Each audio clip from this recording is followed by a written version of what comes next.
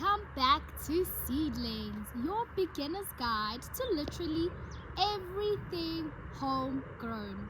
So we have been at this for 6 good years, and this is our favorite part of the year, our spring summer garden. Also because it takes up so much space, but also because the yield is unbelievable. So today we're kind of going through how we start up our spring, because we can imagine spring comes before summer, how we start up our spring garden in preparation for an explosive summer garden harvest. Just last year we planted over 30 crops in this tiny area and actually got our first watermelon. Also, one big thing we lead with is that everything has come from obviously purchasing books, having discussions with those that have grown herbs and foods in their own garden. But the biggest thing and the truth about home gardening is that you sometimes just have to trial and error. So nothing qualifies you really, because the ground is different, the zone in which you are is different. The requirements and the mixture of seeds and plants you put together will pull differently and even make your products taste different. So it's very important, if you want to start your own garden, just start. Yes, in the first few years you might, like we have, lost our entire crop because of pests, and now we know the importance of companion planting. In other years we plant crops that actually can't grow in close proximity because of the nature in which they grow. Either they spread out or they're too vertical and create shade for another plant that requires them. So obviously, as you can see, we are still in the cold of winter, but this is where we start our summer garden. You do see we have containers. So these containers is going to be the containers we kind of plant in now in our winter to kind of start to open up the ground as well. It just kind of helps prepare the ground and the soil for crops. We then going to then start putting our 30 crops into the big crops. So some crops, as we understand, take over 120 days.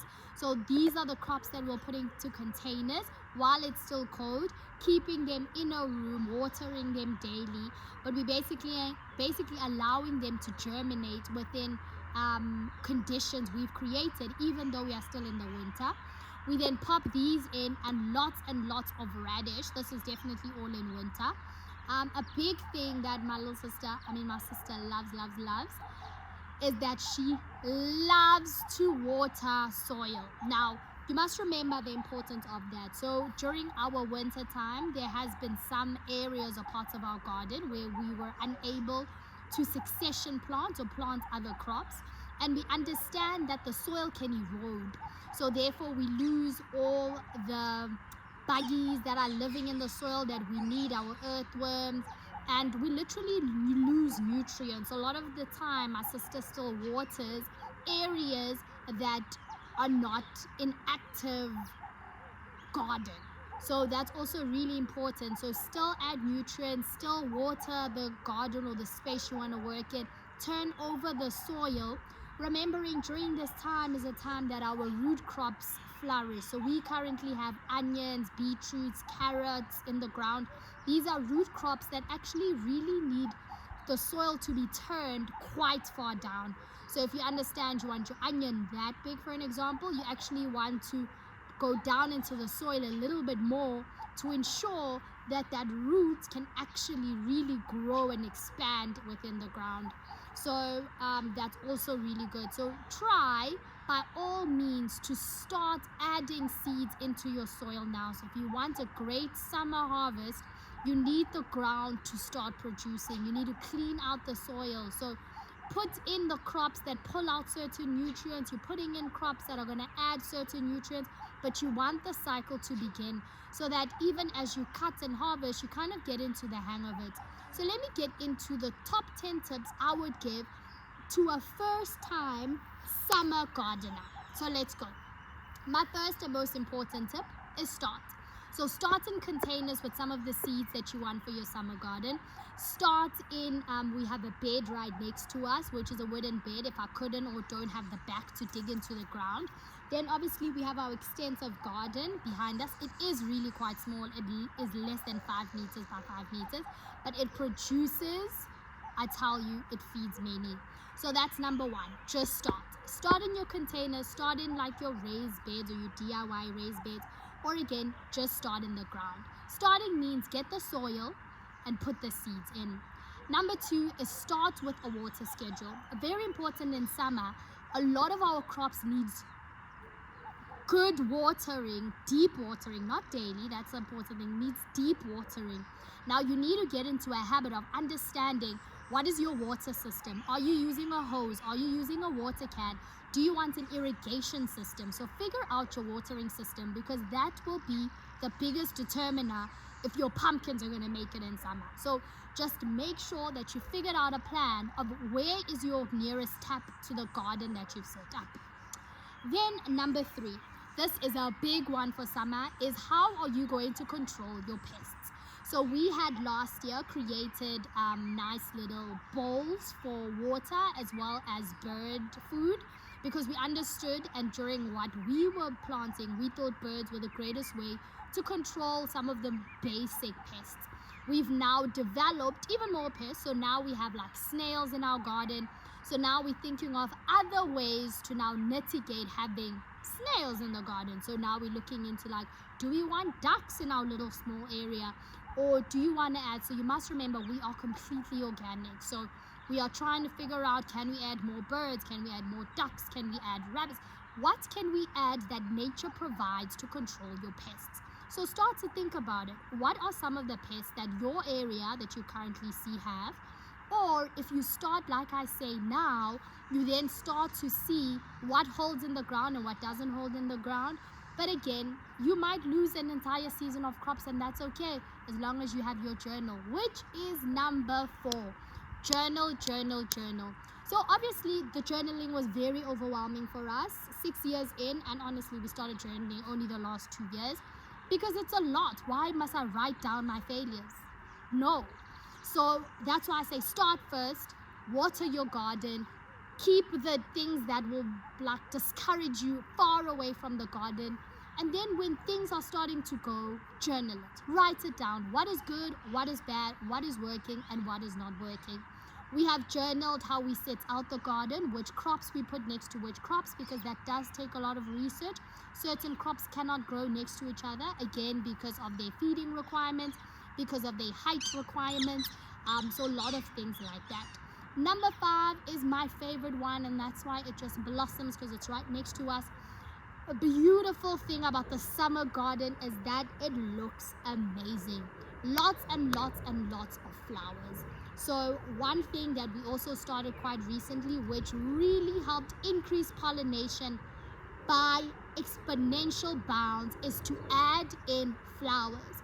So we'd had zinnias, we'd had asters, we'd had sunflowers, the most beautiful sunflowers, taller than me, with my arm raised above me. So sunflowers, whatever it is that you love, be very careful with flowers. Some of them do have different watering requirements, just like the flower you see right here. So this is an example of a flower that we cannot put in front of high nutrient, nitrogen type Parascus family, for an example. So also be careful if you are in only one bed and you want to put flowers and grow cucumbers in the same bed. Be very careful about that. A lot of our flowers, we do try put them in containers, but a lot of the times we do just allow them to blossom within the garden, as long as we are aware, like our zinnias were quite safe with our tomatoes. We ate those tomatoes, so hopefully they were. But yeah, so I would definitely say number 5, flowers, flowers, flowers, flowers, flowers. Okay, lots and lots of flowers. It's going to help pollination. It's also going to help keep that balance, because we can very easily tip out of balance once we get into that summer garden. Number 6, very similar to number 5, is herbify your garden.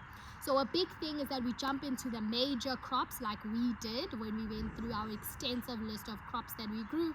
our cucumbers, our pumpkins, our squash. So all our squash families, so our pumpkins, everything squash related. We had tons and tons and tons of seeds that we were going through. But then we actually kind of forgot our herbs, which is the easiest way to not just balance out your garden, but also add such great taste to your food. So now we, as you can see in our garden currently, each corner, each area, because we've kind of broken up our garden into areas, has our main like 3 herbs. So a lot of the times we'll put, like currently we have our lavender, our thyme and our rosemary close together. On another end we have our chives with our rosemary and our lavender close together. In another area we have, so we just kind of try to group our herbs quite close together, so it makes it easier to kind of slowly, because you must remember, unless you do have a great budget so you can do it all at once, border your garden with herbs and then grow everything on the inside. But if like us, for the last 6 years, we've been like slowly building our dream garden, then slowly start at a corner of the garden with our herbs, next corner of the garden, next corner, and then as the years go by, you kind of put the 2 corners together with the symmetry. What is really nice about a lot of our herbs is that they make it through the winter. So like our rosemary tree from last year's spring looks amazing this year. Our thyme is still in good condition, and our lavender flourishes through the year. So there are ways to help increase the growth of these herbs, which we can do in a separate video. But the herbs are great because they actually do last through the seasons and through the years. You just have to be careful again with things like watering, soil, space, because of their root system. However, in the ground it is kind of great. You just have to think about it if you are doing it in a bed. Alright, that is number 6. Number 7, and a little bit out of, not a requirement, we would say, especially for the summer garden, is to actually get clothes. So even if it's not like overall, so we've been doing our gardening for quite a while, but we get specific clothes that we wear when we're in the garden. My sister is allergic to quite a few things in the summer garden, so during our winter she could be in shorts rocking the garden.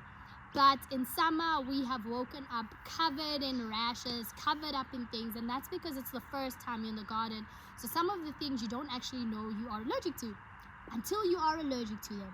So that's why, and also the summer garden does take quite a lot of efforts. Obviously, if it has already flourished, you're in harvest time, you're more than welcome. Cute little shorts, whatever you want, you can, pull out your garden. But a lot of the times in the earlier stages it does get kind of dirty. We do have lots of bugs. I had a beautiful spider that was sitting next to me now, and there's just, and again, as you can see circulating, we have bees as well. So you also want to minimize, especially if you're a first time gardener, any reason never to come back again. We've had scorpions. Yes, I'm in South Africa. Because of this garden, we've had scorpions, we've had spiders, we've had bees. Many a times we've had the bee lodge itself on our scrubs. So we are very thankful for scrubs. For number 7, our bees are like building up. I'm talking about you guys, I didn't invite you. So like number 7, I would say try get apparel. So it's not like anything fancy, but it's the clothes you wear for gardening that you can keep in the gardening section outside. And then obviously we kind of try to wash them weekly or every bi-weekly, because like depending on where it is. So when we're turning soil and we know we're quite dirty, we wash it quite often.